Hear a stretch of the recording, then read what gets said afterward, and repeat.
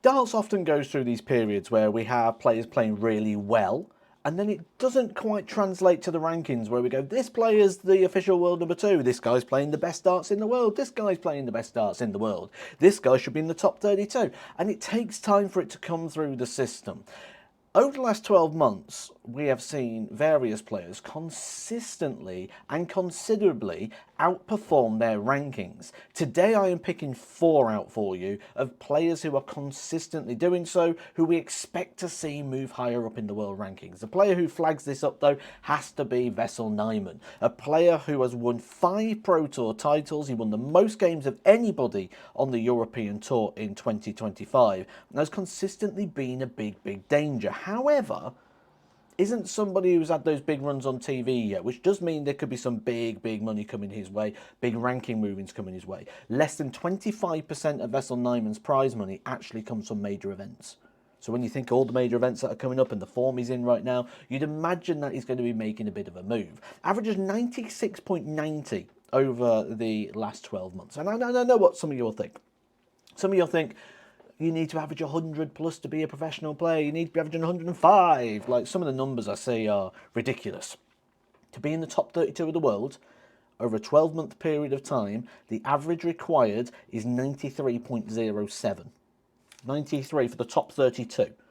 So to be a professional player is much lower than that. Nyman though has now broke the top 16, which means he's going to be seeded for the big events, such as the World Match Play, the World Grand Prix, which means he goes up against someone from the other pool, the Players' Championship pool, rather than a seeded player. This could be where we see Nyman start to pick up some wins as well on the TV stage.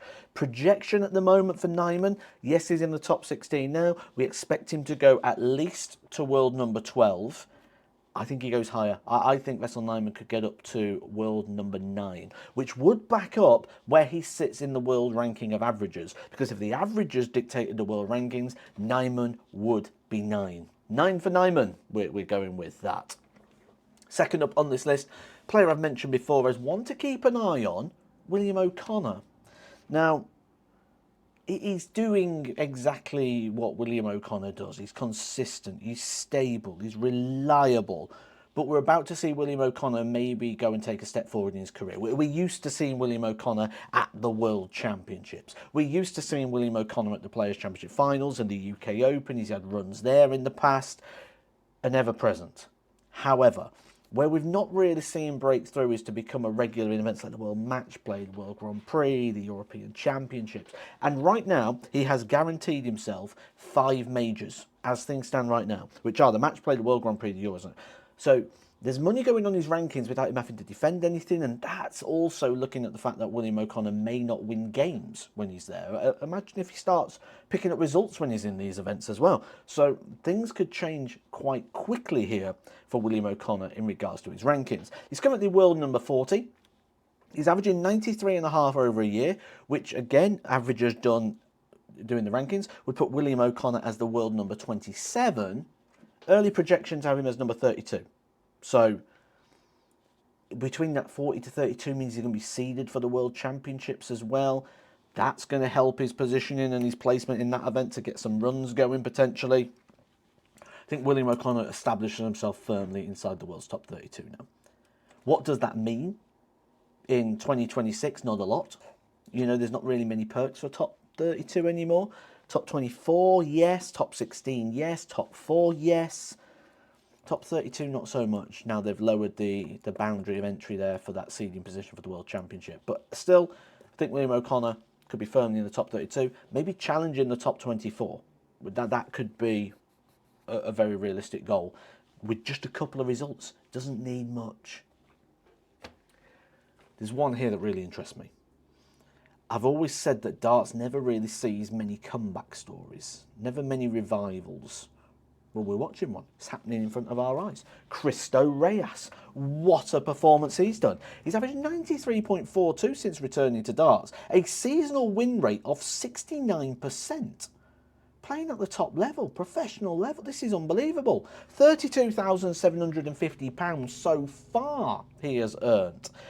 Also looking good for the European Championship, Players' Championship finals and the World Championship. So guaranteeing majors at the end of the year, big opportunity for big jumps in prize money, a chance to see him on a broadcasted event. That 93.42 seasonal average puts him in a very good position inside the top 32. He is playing like a top 32 player. Currently the world number 84. Like, he's going places. He's going back up towards the top. If he played the full year, I think we could be talking about him in the World Match Play. Like, I genuinely do. All those one-year cycles, he's looking good on it. Keep an eye on Christo Reyes. You know, he's playing in the European Tour this weekend, and he's an odds-on favourite against Dave Chisnell. He's getting the respect he deserves for the quality of which he is playing. Dangerous, dangerous player. He's come back better than he was before. But someone who's better than they've ever been. And someone who maybe doesn't get the headlines as much as they should. And the reason for that will be what Nyman's doing. Nyman winning all these things. This catches the headlines more than consistent brilliance. And consistent brilliance is the way that I would describe Kevin Doots. Consistent brilliance. The 22nd best player in the world according to averages. 94.40.